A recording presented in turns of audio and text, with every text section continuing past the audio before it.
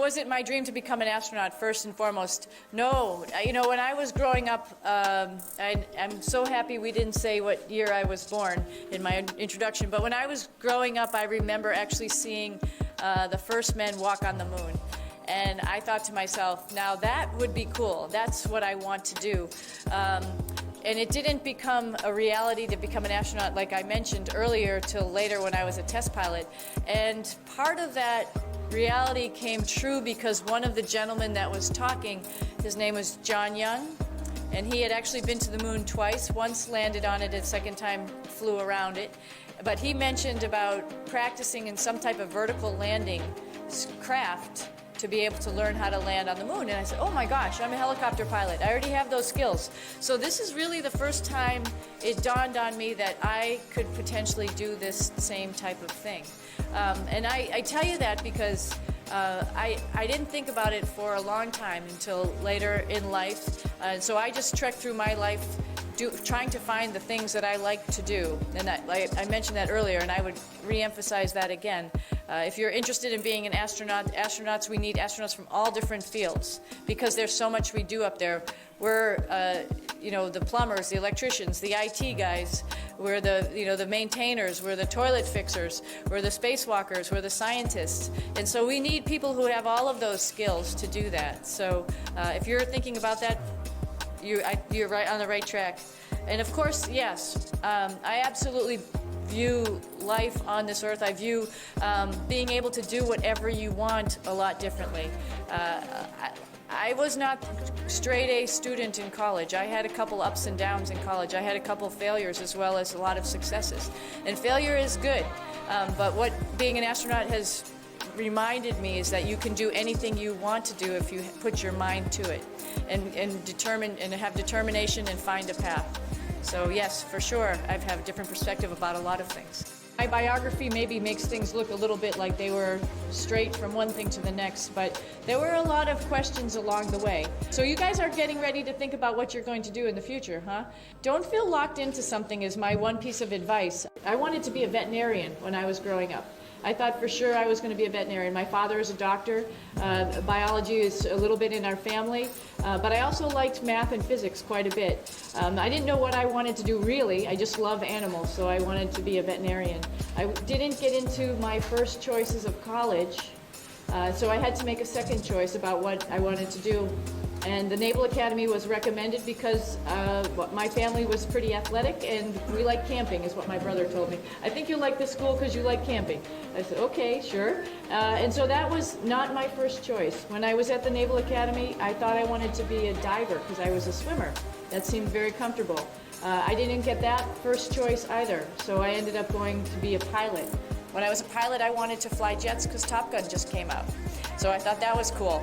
And I became a helicopter pilot. So the path was not quite straight. And it wasn't even until later when I was in my mid-20s and I had gone to test pilot school, first time I had met an astronaut and knew what astronauts did, that I thought, wow, I have some of the same things, same qualifications that these people have. So maybe this is a path that I can take.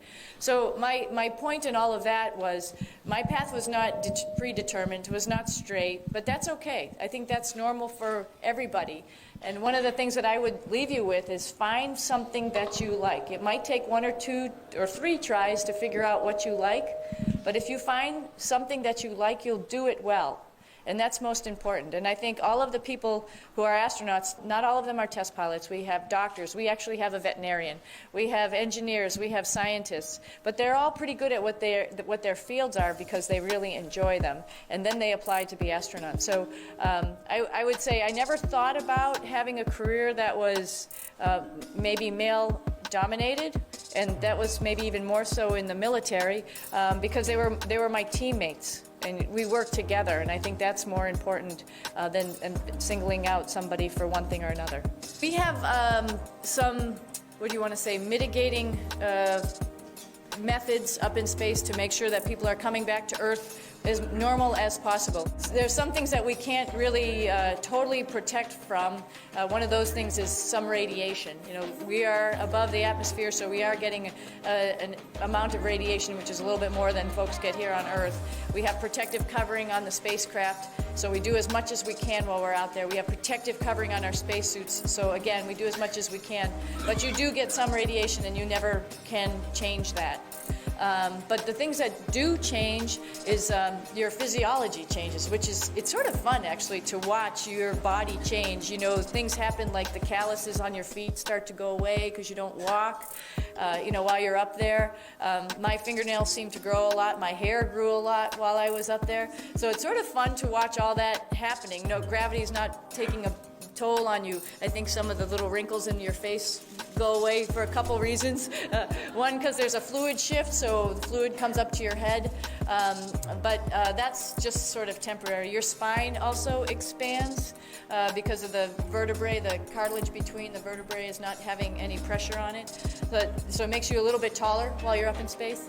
But some of those things change when you come back home. As soon as you can't escape gravity. Once you're here, you're here. So you shrink a little bit, your back hurts a little bit because you're shrunk back.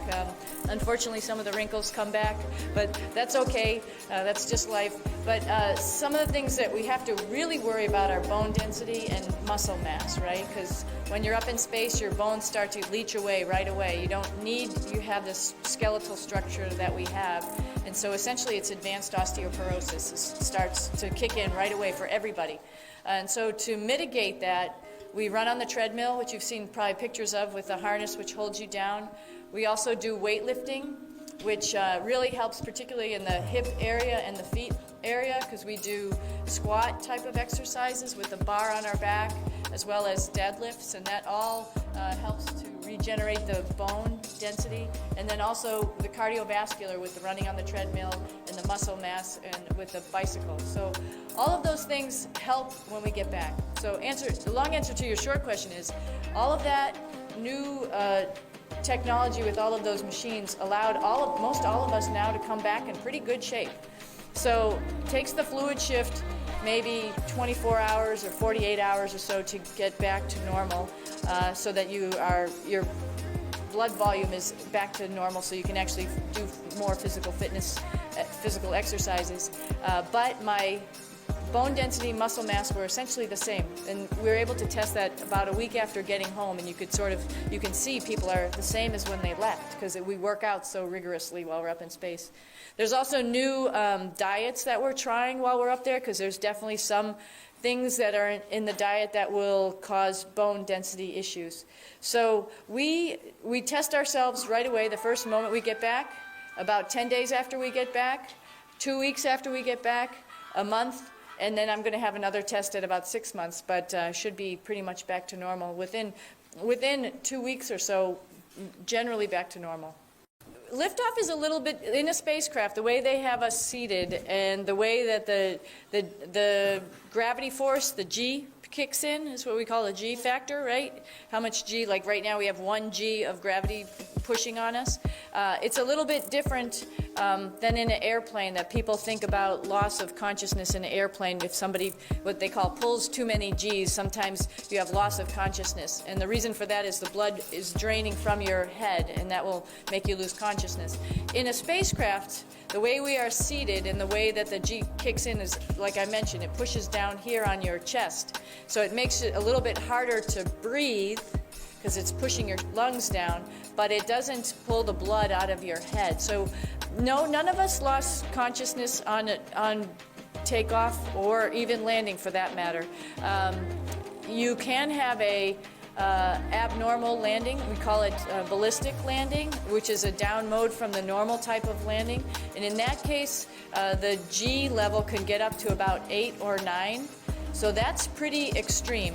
And we've had a couple people who have had that experience. It's not a bad mode of the spacecraft, the Soyuz. It's just a down mode. It doesn't, just not acting normally, but it's not anything bad. It's how it's designed. It's aerodynamically designed to do that, and it's fully survivable. But in that case, that was a little bit excessive pressure. If you can imagine 8 times gravity's pushing down on you, it's pretty huge, but it's not for a long period of time. And we test this out so we all know what that feels like by riding in a centrifuge in Star City outside of Moscow where we do the training. We're in a centrifuge and we go through the whole landing profile with that number of G's so you can feel what it's like. So no loss of conscious under normal launch or landing. A ballistic might have some impacts.